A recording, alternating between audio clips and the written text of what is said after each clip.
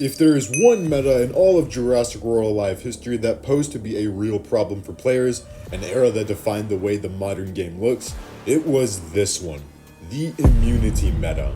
An update that didn't just introduce stronger creatures, but fundamentally changed how the game was played.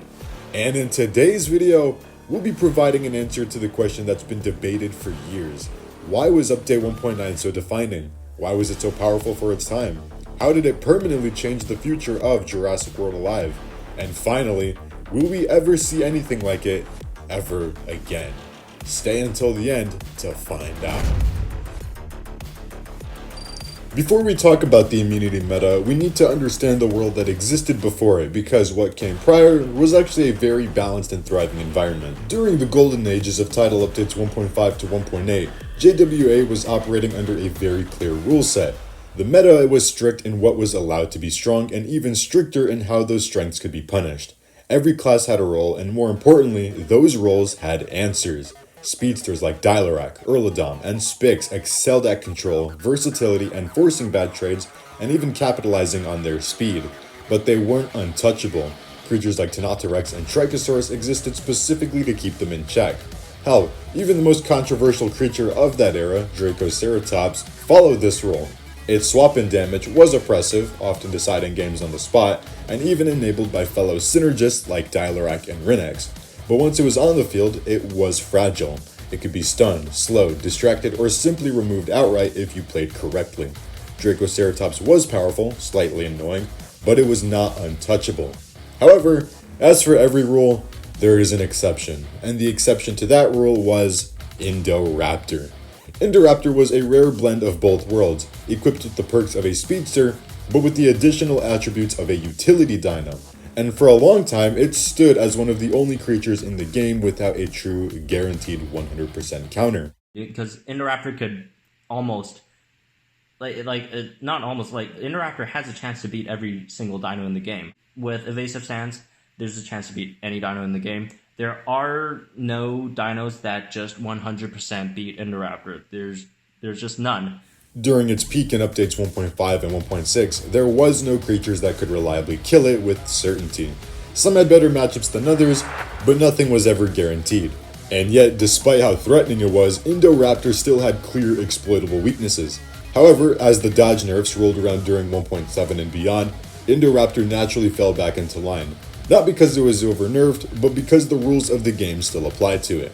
And that's the key distinction, and something not a lot of players realize, because if Indoraptor had been given immunity, if it had been allowed to ignore the mechanics designed to punish it, it would have undeniably been the best creature in the game. A guaranteed chance to take this dino out, and this is why this dino is unique and why it's so strong.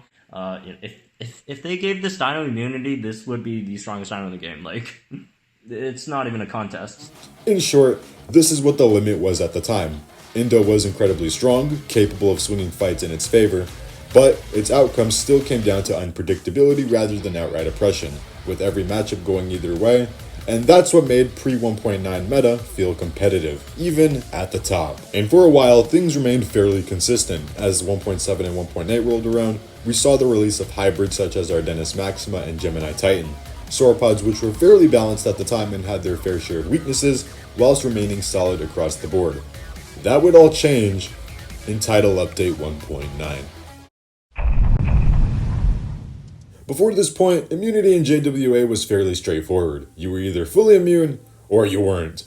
And because of that simplicity, the ecosystem naturally balanced itself out. Creatures without immunity had to work around decel, stun, bleed, and distraction, and most of the time, they did. Immunity alone wasn't enough to dominate the arena at the time. Stats, matchups, and counterplay still mattered.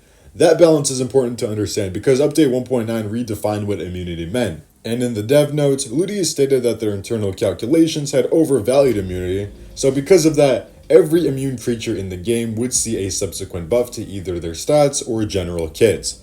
The solution in theory was simple. If immunity wasn't as strong as previously stated, then immune creatures deserved higher stats to compensate. And on paper, that logic isn't wrong. The problem is, this logic was applied universally without accounting for how immunity interacted with different kits, roles, and matchups, and Update 1.9 would be the first time we saw the consequences of that decision. Sure, you overvalued immunity. I agree with that. doesn't mean you have to buff the, like, top 5 strongest dinos in the game. So with that out of the way, let's talk about the first creature to truly benefit from this buff wave. Ardentismaxima. Prior to 1.9, Ardentismaxima was decent. Solid, but far from oppressive. It already had full immunity and a respectable kit, but its stats were clearly holding it back, with 5,340 health, 1,080 attack, no armor, and a 20% crit chance. It struggled to keep up in an environment where creatures like Thor, Urladom, and Trico could heavily punish anything without armor or immediate pressure. That massive health pool helped it survive, but with low attack and no damage mitigation, Ardentis often felt like it was losing trades rather than controlling them.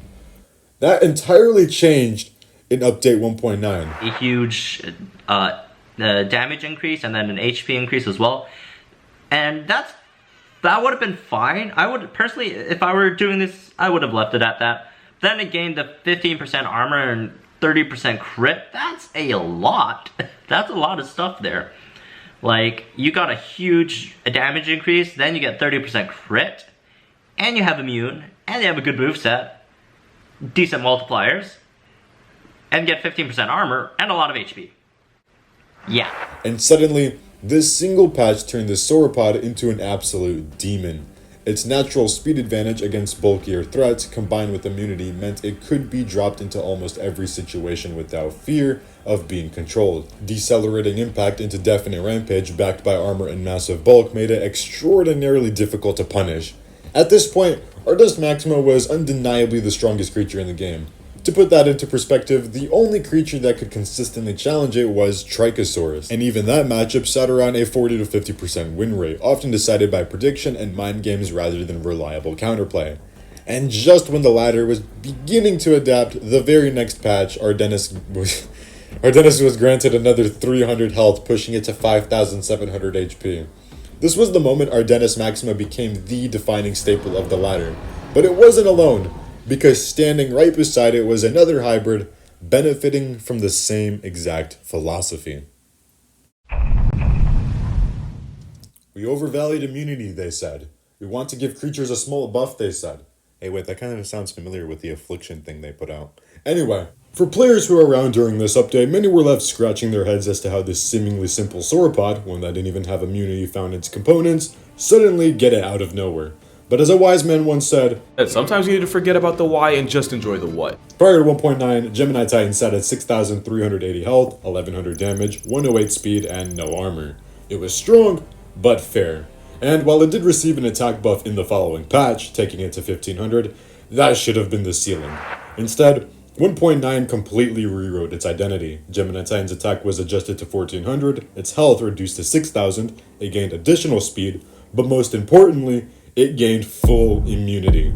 These stat changes were clearly meant as compensation, but in practice, this far pushed Gemini over the edge. Now, when this change took place, it was inevitable that it was going to be compared to its fellow Titanic counterpart, Ardentismaxima. And looking at the two hybrids, really the only stark contrast we're seeing comes down to their weapons and their ways of combat. Ardentismaxima is able to overwhelm through continuous damage, but it's trading some of that for a weaker turn 1 output. Gemini Titan, by comparison, focuses more on defense, but is able to back that up with much greater damage on its first turn. To its merit, while it may score lower in the category Maxima excels in, it arguably is able to cheese its way out of problems easier. Long protection allows it to soak massive damage despite lacking armor, instantly invalidating the threat of the troublesome twosomes such as Spix and Urladom, and anything that can't remove it essentially makes this thing a living wall that can be brought down. It is important to know, however, that this move would later be replaced with Definite Shield Advantage, a move which would further complement it as an Indoraptor killer, and being able to finesse its way through matchups like this does make it an overall better revenge killer in general. Looking at their matchups not only against enemy teams but against each other, both sauropods are neck and neck, with Gemini being one of the few dinosaurs that could win a 1v1 against Ardentismaxima, assuming two things. One, if it avoids the critical hits, and two, if it lands its decelerating rampage on the correct turn. Additionally, this duo dominated nearly the same roster, with only minor differences seen in win rates. And together, these two were nearly unstoppable. But while Ardentismaxima defined the peak of this era, Gemini Titan defined its longevity. And it was even able to survive the first mass extinction Jurassic World Alive threw at it. That being the 2.0 saga. making it without question one of the deadliest hybrids Jurassic World Alive has ever seen. Now, in a meta filled with towering titans and ever-increasing bulk, predators will inevitably rise, and the larger the prey pool becomes, the more opportunities those predators have to feast. One hybrid that thrived in this immunity-driven environment was the biggest opportunist of Update 1.9, Triostronics. As the meta slowed and leaned heavily into high-health creatures, Triostronics found itself in familiar territory. Being one of the most lethal revenge killers the game had ever seen, its resurgence was almost inevitable. For those who remember its peak during the Prime Boost era, this was slightly deja vu, at least for me anyway, because we all know how those like 165, 180 speed trios were during that day in Aviary.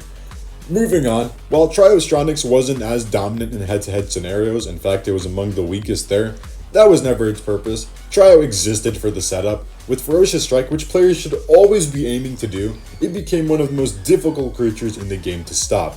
And at tier 8 speed, Trio was effectively untouchable by anything that wasn't Forosora or Ardentismaxima. With 4200 health, the list of creatures that could actively kill it or one-shot it was shockingly short. Even a crit boosted rampage from Ardentismaxima was a gamble. And in a meta dominated by tanks, Trio didn't need to win every fight, it only needed one opening. And once it had it, the damage was already done. Now, as you can tell, the immunity meta wasn't particularly kind to speedsters, with the sauropod duo dominating and theropods like Dioraja, Trichosaurus, and Tenotrex controlling more frail opposition. Raw speed alone just wasn't enough anymore. This is exactly why revenge killers like Triostronics thrived, however. The meta rewarded opportunism over initiative. That said, not all speedsters were pushed out. In fact, a select few adapted, and one of the biggest beneficiaries was Erlikospix. At the time, Erlikospix was arguably one of the most versatile hybrids in the game. It could pressure chompers, put tanks on timers, and sweep revenge killers thanks to the combination of minimal speed-up strike and precise rampage.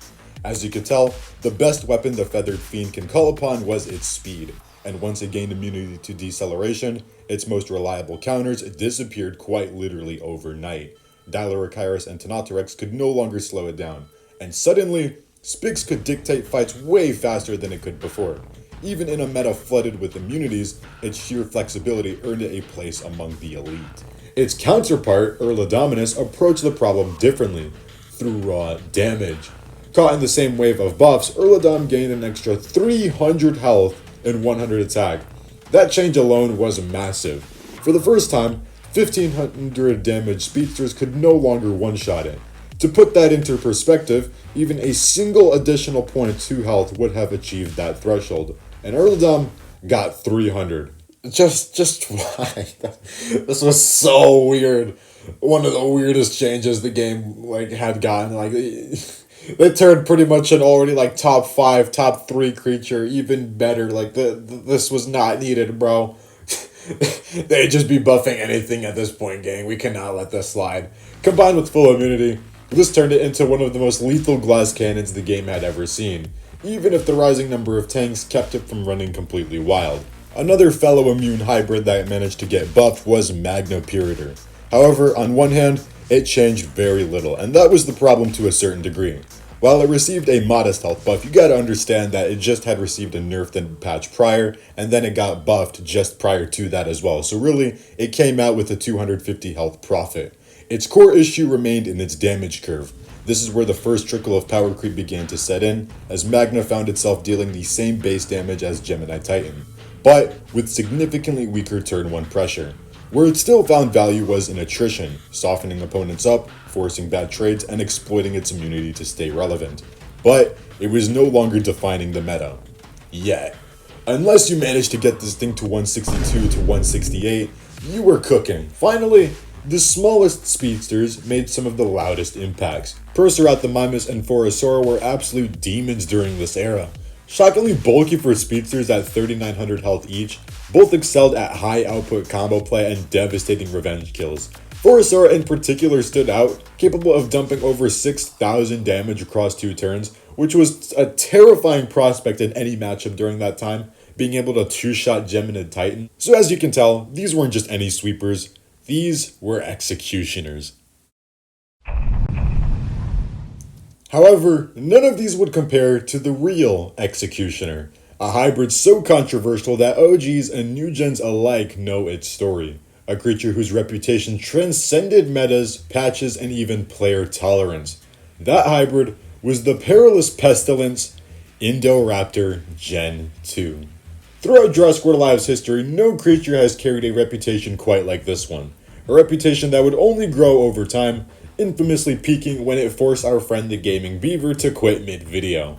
Of all the speedsters discussed so far, none were capable of accomplishing what Indo Gen 2 could during this era. This was the period when Cautious Strike cleansed all negative status effects and Definite Rampage was still part of its kit. It is hard to argue that Indo Gen 2 was anything but the undisputed matchup king of its time, riskier than its Titanic allies, yes, but arguably with a higher reward. The backbone of its dominance was the infamous Cautious Strike spam, or Mutual Fury into Definite Rampage sequence. A combo that punished any speedster and outright deleted anything without sauropod level bulk. Mutual Fury only amplified this threat further, serving as a high-risk, extreme reward option against faster opponents or higher rarity matchups. Once committed, whatever stood in its way either survived by chance or didn't survive at all. What made Indo Gen 2 truly special, however, was not just its power, but its longevity and adaptability. As updates marched on, Definite Rampage was inevitably stripped away and replaced with defense-shattering Rampage, while Cautious Strike lost its full cleanse. Yet when examining post 1.9 data, we found that Indo Gen 2 never truly fell off. In some ways, it arguably became better. The creatures that preceded the meta tended to be less tanky and less oriented towards bypassing dodging capabilities, and more oriented towards chip or dump damage. Conditions Indo Gen 2 could reliably exploit. It weathered the storm, adapted, and carved out paths all on its own. Its dominance extended beyond ladder play as well though. In tournaments, Indo Gen 2 was unrivaled, easily the best legendary of its time, with companions like Phorosora, Triostronics, Carnotaurus, and Ardentismaxima often following in its wake. It became a cornerstone of competitive play. Legacies like this are exceptionally rare, and modern metas tend to produce creatures remembered with the casual, yeah that was annoying once but it eventually got power crept vibe. However, Indo Gen 2 was different, because an entire player base remembers hating it. Even players who didn't play the game during that time hate it because of other players hating it. What finally put Indo Gen 2 out of commission, however, was not a single nerf, nor a direct counter, but Jurassic World Alive's most infamous mass extinction event, that being Update 2.0. While its physical presence in competitive play may have faded, the memory it left behind never did. Now, while Indo Gen 2 unquestionably left a scar on the player base, one that can only be described as a form of PTSD, I genuinely shudder to imagine what would have happened had this next hybrid been allowed to exist for more than a couple of hours. That creature, of course, was Smilonemys. Footage of Smilonemys in its original state is exceptionally rare. In fact, so little of it exists that most of what remains are archived screenshots, old kit descriptions, and remnants preserved through the old campaign mode. The reason for this scarcity is quite simple, however. Smilonemys became the first creature in Jurassic World Alive history to receive an emergency nerf like this one. Depending on that source, the nerf occurred anywhere from within the first few hours of the patch going live to no later than 48 hours afterward, which was incredibly fast for Ludia's standards, and despite how horrendously hard it was to unlock, it seems like they just could not let that slide. And it's here we'd almost see a sort of grudge be held against this cat. Prior to that intervention, Smilonemys was undeniably the strongest creature in the game. It lost matchups extremely rarely and only against a very select few creatures. Its greatest strength was how little damage it took. With 50% base armor, access to precise pounce, and the ability to choose between prowl and long defense strike, this was a genuine juggernaut. For players who encountered it during the campaign era, the consensus is clear. It was either Smilonemys or Magnapirator that represented the simple, hardest creature to put down. Mostly due to their diabolical levels of speed and damage, because Smilonemys had like 168 and Magna had like 167. That said, as if that weren't enough, Smilonemys also doubled as one of the best support creatures in the game, utilizing swap and stun to terrific effect. This only compounded the frustration it caused, as even unfavorable situations could be flipped instantly. And much like Indoraptor Gen 2, despite repeated adjustments, Smilonemys never truly fell out of the top spot until the latter portion of 1.14. Over time, it would be rebuffed, then lightly nerfed again, then eventually shifted away from raw dominance into something more specialized, Rather than winning through sheer head-to-head power, Smilonemys found longevity through synergy, most notably alongside its fellow felid hybrid, Thylacotator. Together, they formed one of the most effective pairings the game had ever seen. Anything Smilonemys couldn't comfortably punch was handed off to Thyla, and anything Thyla couldn't overpower could be safely swapped back into Nemys. Even through all the turbulence and repeated reworks, it was clear that Ludia struggled to decide exactly where Smilonemys should exist on the power spectrum, but in the end, the armored tiger did manage to carve out a lasting niche of its own. A rare, if uneasy, short-lived happy ending for one of the most controversial creatures in the game's history. Now up to this point, most of the chaos introduced by 1.9 could be traced back to individual creatures. But there was one system that amplified all of it, and that was boosts. Stat boost operated under what players now call the Prime Boost era, and the system was anything but linear. Early tiers gave modest returns, but higher tiers exploded in value. A handful of boosts could turn into massive stat swings, especially in speed, where tier 8 and beyond meant near uncontestable turn order. In practice, this meant that endgame creatures snowballed in strength, and the difference between a tier 6 and tier 8 creature was often match defining. However, in late 1.9, Ludia announced a full stat boost overhaul. Their stated goal was to make boost feel like a customization, not an obligation to stay competitive. To achieve this, they proposed 3 major changes. First, boost power was flattened and made fully linear. Each stat would now scale evenly up to 20 tiers, capping at 50% health, 50% damage, and an additional 40 speed. Every tier granted the same bonus as the last, removing the extreme late tier power spikes that defined Prime Boost. Second, boost would be capped by creature level. Players could no longer dump massive boost into underleveled creatures. Instead, they'd have to choose between balanced builds or specializing one stat at the cost of others. In theory, this was meant to promote creativity and reduce cookie-cutter builds. And finally, Ludia announced a player-driven rollback system, allowing boost to be refunded one tier at a time, but only at half value. This was immediately controversial, and it didn't just stop there. Community backlash intensified, and by 1.10, Ludia walked things back further in a Q&A post. They announced a full boost wipe and redistribution, promising that all boosts would be returned at 1.5x their previous total, with slightly lower overall requirements to max in the new system. The thing is, many players logged on to find heavily invested creatures like Trichosaurus, Thorodolosaur, and other meta staples reduced to near base performance overnight. Some never even received the promised 1.5x compensation at all, and from here on out, this would be the current boost system we're all familiar with today. Now, contrary to popular belief, I actually think the current boost system is healthier for modern Jurassic World Alive, especially when paired with level increases and enhancements. It's far from perfect, but it avoids the kind of extreme stat inflation we saw back then. And honestly, I don't think any of us want to fight a 230 speed Bekeljar or Titanotholus. So I'll leave it at that.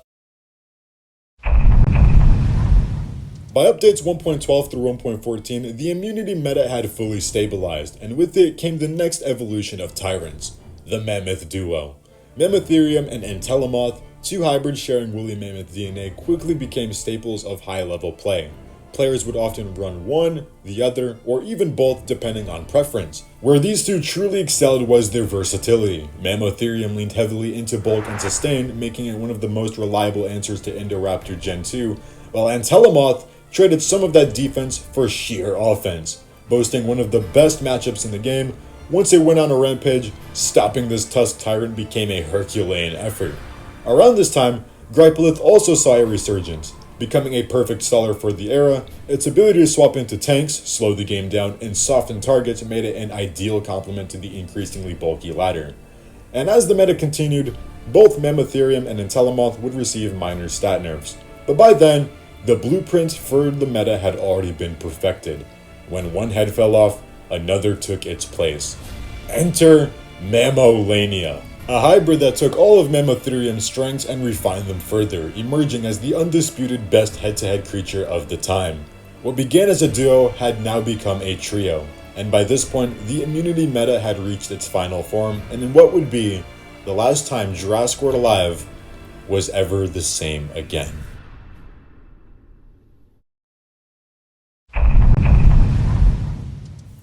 Now here we will flash a few teams that you would have seen on ladder at the time, and as you can see, the meta was definitely diverse enough to where you didn't need to run the same 8 creatures, but there's still one question that remains on the minds of others.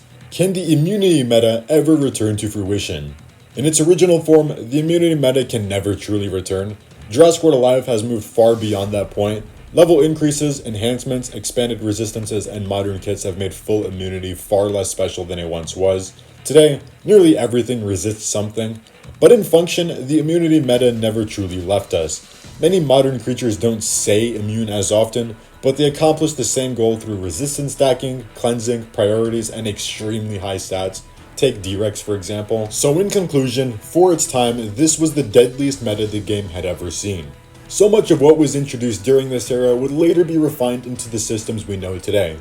Resistance is replacing blanket immunity, extremely high stats, and the modern boost system reshaping how creatures are built. Hell, even outside of direct combat, this period fundamentally changed how players interacted with the game. Casual friendly things for obtaining DNA such as sanctuaries would be added to the roster. To say this era wasn't influential would definitely be disingenuous at best, and as we take a look back at the environment then, the immunity meta wasn't the most punishing era the game had ever seen. We obviously have post 2.0 to worry about, but the 1.9 meta was the first to engineer true punishment. And as the horde of today's deadliest creatures runs loose, a call must be sent out to wipe them out. After analyzing the most prolific hybrids of this era, we are now ready to select, modify, and dispatch the best of them.